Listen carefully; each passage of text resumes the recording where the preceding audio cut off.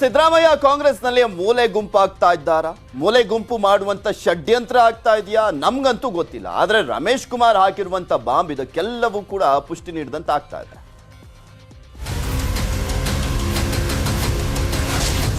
ಕಾಂಗ್ರೆಸ್ನಲ್ಲಿ ಸಿದ್ದರಾಮಯ್ಯ ಮೂಲೆ ಗುಂಪ. ಸಿದ್ದರಾಮಯ್ಯಗೆ ಖೆಡ್ಡ ತೋಡ್ತಿದ್ದಾರಾ ಲೀಡರ್ಸ್?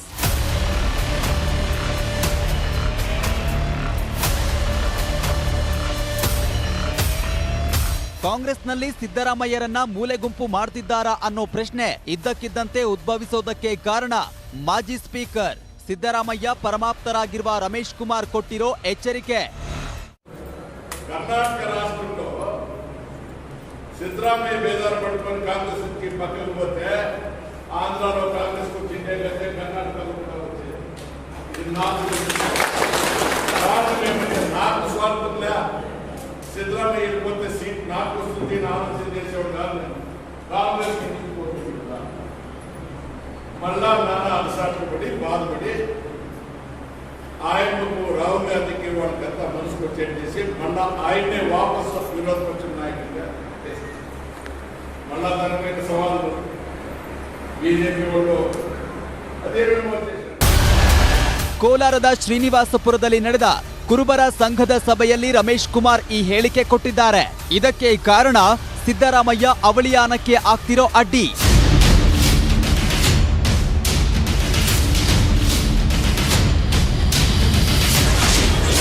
ಸಿದ್ದರಾಮಯ್ಯನವರಿಗೆ ವರುಣ, ಕೋಲಾರ 2 ಕಡೆ ನಿಲ್ಲುವ ಆಸೆ ಇದೆ. ಸಿದ್ದು ಕೊನೆ ಚುನಾವಣೆ ಆಗಿದ್ದು 2 ಕ್ಷೇತ್ರದತ್ತ ಚಿತ್ತ ಇಟ್ಟಿದ್ದಾರೆ. 2 ಕಡೆ ಗೆದ್ರೆ ವರುಣ ಮಗನಿಗೆ ಬಿಟ್ಟುಕೊಡುವ ಮನಸ್ಸು ಸಿದ್ದರಾಮಯ್ಯನವರದ್ದು. ಆದ್ರೆ ಒಬ್ಬರಿಗೆ 1 ಕ್ಷೇತ್ರ ಅನ್ನೋ ನಿಯಮ ಅಡ್ಡಿಯಾಗ್ತಿದೆ.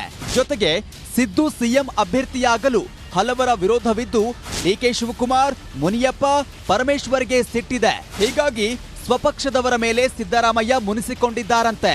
ಜೊತೆಗೆ ದ್ವಂದ್ವ ನಾಯಕತ್ವದಿಂದ ಕಾಂಗ್ರೆಸ್ಗೂ ಹಿನ್ನಡೆ ಆತಂಕ ಪಕ್ಷದಲ್ಲಿ ಕಾಡ್ತಿದೆ.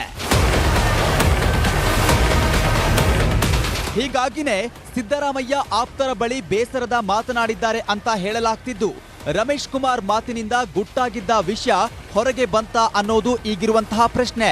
ಆದ್ರೆ ನಾಯಕರಿಂದ ಸೋಲೋ ನಾಯಕ ಅಲ್ಲ ಸಿದ್ದರಾಮಯ್ಯ, ಜನ ಸೋಲಿಸಬೇಕಷ್ಟೇ ಅನ್ನೋದು ಸತೀಶ್ ಜಾರಕಿಹೊಳಿ ಮಾತು. ಸೊ ವರ್ಣ ಆಗಲಿ ಕೋಲಾರ ಆಗಲಿ ಬೆಂಗಳೂರಿಂದ ಹತ್ರ ಆಗ್ತದೆ. ಸೊ ಹೀಗಾಗಿ ಹೋಗ್ಲಿಕ್ಕೆ ಅನುಕೂಲ ಆಗುತ್ತೆ ಅಂತ ಅವರ ಅಭಿಪ್ರಾಯ. ಸಿದ್ದರಾಮಯ್ಯ ಸೋಲಿಸಕ್ಕೆ ಜನ ಲೀಡರ್ಗಳು ಸೋಲಿಸ್ಲಿಕ್ಕೆ ಆಗಲ್ಲ, ಜನ ಸೋಲಿಸ್ಬೇಕಾಗ್ತದೆ. ಅಂತಿಮವಾಗಿ ನಾವೇ ಲೀಡ್ರು ಸೋಲಿಸ್ತೀವಿ ಅಂತ ಹೇಳಿದ್ರೆ ಹೇಳಿಕೆ ಕೊಟ್ಟರೆ ಆಗೋಲ್ಲಾರೆ. ಸೊ ವರ್ಣ 40 ವರ್ಷದಿಂದ ಅವ್ರ ಪರವಾಗಿದೆ, ಯಾವಾಗಲೂ ಅವ್ರನ್ನ ಎತ್ತಿ ಹಿಡಿದಿದೆ. ಸೊ ಹೀಗಾಗಿ ಅಲ್ಲಿ ಸೋಲುವಂಥ ಪ್ರಶ್ನೆ ವರ್ಣದಲ್ಲಿ ಉದ್ಭವ ಆಗೋದಿಲ್ಲ. ನಾಯಕರಂತೆ ಮುಖಂಡರಲ್ಲೂ ಹೆಚ್ಚಿದ ಮುನಿಸು. ಟಿಕೆಟ್ ವಿಚಾರದಲ್ಲಿ ಕಾಂಗ್ರೆಸ್ ಒಳಬೇಗುದಿ ಬೀದಿಗೆ. ಮದ್ದೂರು ಟಿಕೆಟ್ ವಿಚಾರದಲ್ಲಿ ವಲಸೆ ಬಂದ ಉದಯ್ ಕುಮಾರ್ಗೆ ಡಿಕೆ ಶಿವಕುಮಾರ್ ಮಣೆ ಹಾಕಿದ್ದಾರೆ. ಆದ್ರೆ ಎಸ್ಎಂ ಕೃಷ್ಣ ಸಹೋದರನ ಪುತ್ರ ಗುರುಚರಣ್ ಟಿಕೆಟ್ಗೆ ಬೆನ್ನು ಬಿದ್ದಿದ್ದು ಮದ್ದೂರಲ್ಲಿ ಭಿನ್ನಮತ ಭುಗಿಲೆದ್ದಿದೆ. ಈಗ ಡಿಕೆಶಿ ಕಾರ್ಯಕರ್ತರ ಅಭಿಪ್ರಾಯ ಸಂಗ್ರಹಿಸಿದ್ದಾರೆ. ಇನ್ನು ಬೆಳಗಾವಿಯಲ್ಲೂ ಅಷ್ಟೇ. ರಾಯಬಾಗ, ಸವದತ್ತಿ, ಕಿತ್ತೂರು, ಬೆಳಗಾವಿ ಉತ್ತರ ಕ್ಷೇತ್ರದಲ್ಲಿ ಬಂಡಾಯ ಎದ್ದಿದೆ.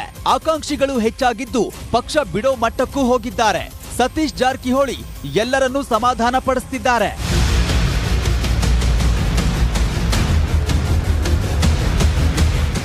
ಇನ್ನು ಚಿಕ್ಕಮಗಳೂರು ಕಾಂಗ್ರೆಸ್ನಲ್ಲಿ ಎಚ್ಡಿ ತಮ್ಮಯ್ಯ ವಿರುದ್ಧ ಆಕ್ರೋಶ ಕಮ್ಮಿಯಾಗಿಲ್ಲ. ನಿನ್ನೆಯ ಗಲಾಟೆ ಬಳಿಕ ಇಂದು ಮತ್ತೆ ಸಖರಾಯಪಟ್ಟಣದಲ್ಲಿ ಬಂಡಾಯದ ಸಭೆ ನಡೆಯಿತು. 6 ಜನ ಟಿಕೆಟ್ ಆಕಾಂಕ್ಷಿಗಳು ತಮ್ಮಯ್ಯ ವಿರುದ್ಧ ಸೆಟೆದು ನಿಂತಿದ್ದು ಎಚ್ಡಿ ತಮ್ಮಯ್ಯ ಬಿಜೆಪಿ ಏಜೆಂಟ್ ಅಂತ ಆಕ್ರೋಶ ಹೊರಹಾಕಿದ್ರು. ಕಾಂಗ್ರೆಸ್ ಒಳ ಬೇಗುದಿ ಬಹಿರಂಗವಾಗಿಯೇ ಸ್ಫೋಟವಾಗ್ತಿದ್ರು. ಬಂಡಾಯ ಇಲ್ಲ ಅನ್ನೋದು ಡಿಕೆಶಿ ಮಾತು. ಒಂದ್ಲ ಎಲ್ಲಿದೆ ಆಕಾಂಕ್ಷಿ ಜಾಸ್ತಿ ಇದಾರಂತೆ. ನೋಡಪ್ಪ, ಬ್ಲಾಕ್ ಮೇಲು ಅವೆಲ್ಲ ಕಾಂಗ್ರೆಸ್ ಪಾರ್ಟಿಲಿ ನಡೆದಿಲ್ಲ, ಎಲ್ಲಾ ಪಾರ್ಟಿಲೂ ನಡೆಯದೆ. ಸೊ ಎಲ್ಲಾ ಪಾರ್ಟಿಗಳಲ್ಲಿ ಇದೆ. ಬಟ್ ಒಟ್ಟಾರೆ ಬಿಜೆಪಿ ವಿರುದ್ಧ ಜನ ತಿರಸ್ಕಾರ ಮಾಡ್ತಾರೆ. ಸಿದ್ದರಾಮಯ್ಯ ಮುನಿಸು ಕಮ್ಮಿ ಆಗುತ್ತಾ ಅನ್ನೋದು ಕಾಂಗ್ರೆಸ್ ಕಚ್ಚಾಟಕ್ಕೆಲ್ಲ ಯಾವಾಗ ಬ್ರೇಕ್ ಬೀಳುತ್ತೆ ಅನ್ನೋದಕ್ಕೆ ಉತ್ತರ ಇಲ್ಲ. ಆದ್ರೆ 2ನೇ ಪಟ್ಟಿ ಏಪ್ರಿಲ್ 5 ಅಥವಾ 6ಕ್ಕೆ ರಿಲೀಸ್ ಆಗಲಿದ್ದು ಆಮೇಲೆ ಕಾಂಗ್ರೆಸ್ ಕಹಾನಿಗಳೆಲ್ಲ ಮತ್ತಷ್ಟು ಹೊರಬರೋದು ನಿಶ್ಚಿತ. Bureau report, news 18.